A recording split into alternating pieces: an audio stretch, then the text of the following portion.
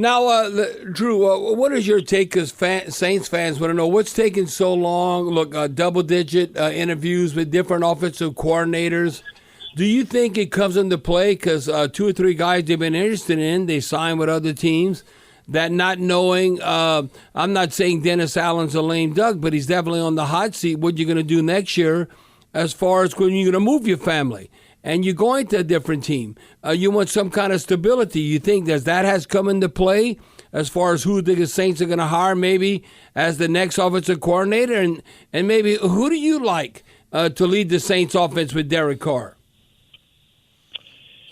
Yeah, I mean, I think all these are factors when coordinators are coming and doing these interviews. Certainly the stability of the head coaching position, certainly the guy who's playing quarterback, certainly the skill position players and just the talent that you have on offense.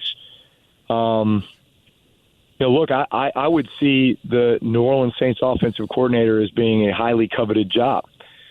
I think that we've got a lot of talented players. I think we've got a great offensive line. I think we have a quarterback who's very capable. And look, I know that there was inconsistencies this year. There were times where we probably felt like we had opportunities that we didn't take advantage of. But I was really encouraged at the way we played, towards the latter part of the season. To close out the season, yep. Yeah, when we knew we had to win in order to make it into the playoffs, I felt like we played very well. I felt like Derek played very well. Unfortunately, it just wasn't enough.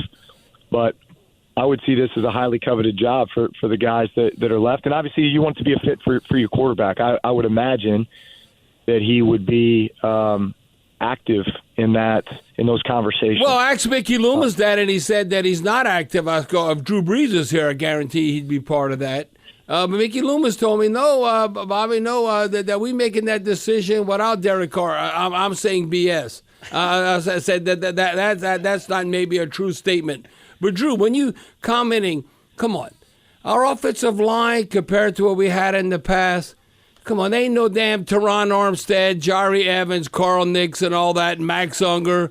I can go on and on. No. And then Ryan Ramchek's dealing with the injury. No, Drew, offensive line is not like it used to be. I know you're trying to say the right thing, but I'm telling you, no, there ain't no way. Right now, we're not dominant in the trenches. We can't stop the run, and we can't run the football. You might say, well, it's much more than that. But no, it all starts that. You do play action and what you're doing. But right now, no, I'm kind of discouraged, and I think we're hovering around 500 because what we did, we gave up 4.5 yards a run, and we only ran for 3.5. Well, I'd say that probably can get better. But I'd say this. Yeah, I think we've done a great job drafting offensive linemen and defensive linemen. Over the last 5-6 years, I can think of plenty of guys that have been mainstays on both sides of the line.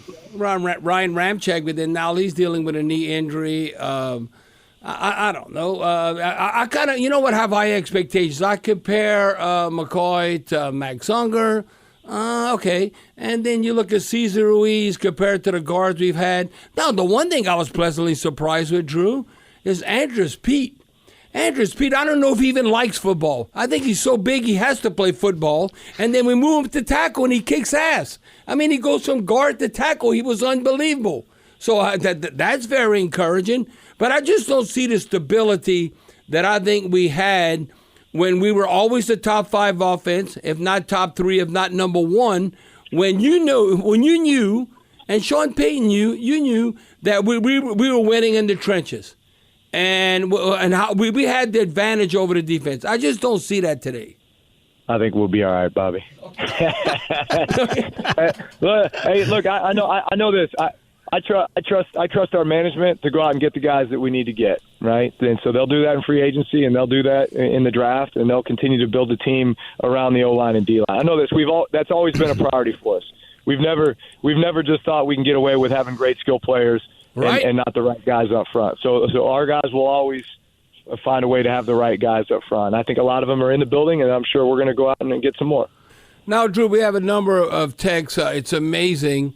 And I said, I don't know, slow your roll. I'm not saying that won't happen one day, but I like Drew Brees as the offensive coordinator for the Saints. I mean, it got over. How many times I'm going to read that? It's like, okay, I understand. And you have to look at where Drew Brees is at in his life right now.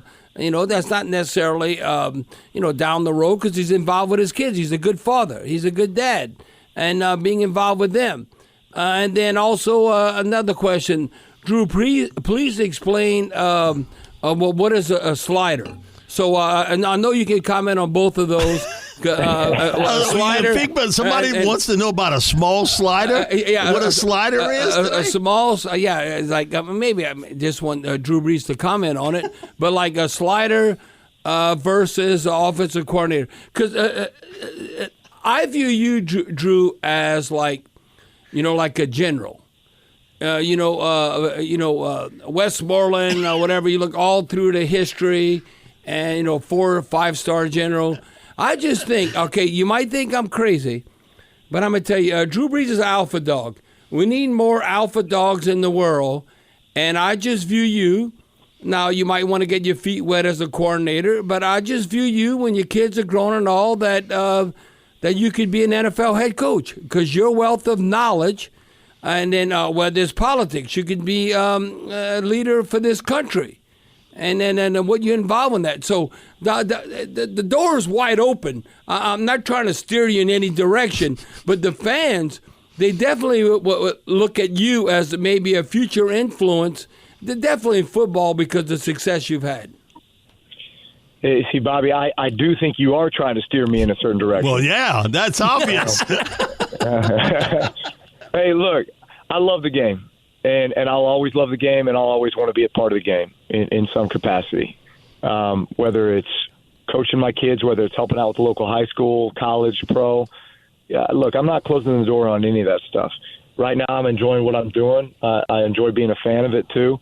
Man, do I want to continue to have an influence on the game in a positive way? Do I still think I have a ton of value to add? Just with my knowledge base about the game, yes, absolutely.